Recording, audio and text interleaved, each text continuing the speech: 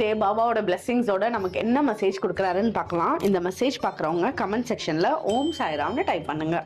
பாபாவை நம்பி இருக்க ஒவ்வொரு பக்தர்களுக்குமே இவரு மாதிரியே இருக்கணும் அப்படின்னு ரொம்ப விருப்பப்படுறாரு. இந்த டைம் பீரியட்ல உங்கனால சிலர் சாப்பிடாம தூங்குறாங்களோ, இல்ல மனசு கஷ்டப்படுறாங்களோ, இல்ல அவங்க தூங்கி எந்திரிக்கிறது ரொம்ப ஒரு கஷ்டமான மனநிலைமையில எந்திரிக்கிறாங்க. ஆனா அதுக்கு காரணம் நீங்களா இருக்கீங்க அப்படின்னா அந்த இடத்துல அந்த மாதிரி செயலை செய்யாம இருக்கிறது தான் உங்களுக்கு நமக்கு பாபாவோட அருள் இன்னும் சிறப்பா இருக்கும். சோ இந்த மாதிரி சிச்சுவேஷனுக்கு நம்மனால யாராவது தள்ளப்பட்டிருக்காங்களா அப்படின்னு ஒரு நிமிஷம் யோசிச்சு பாருங்க.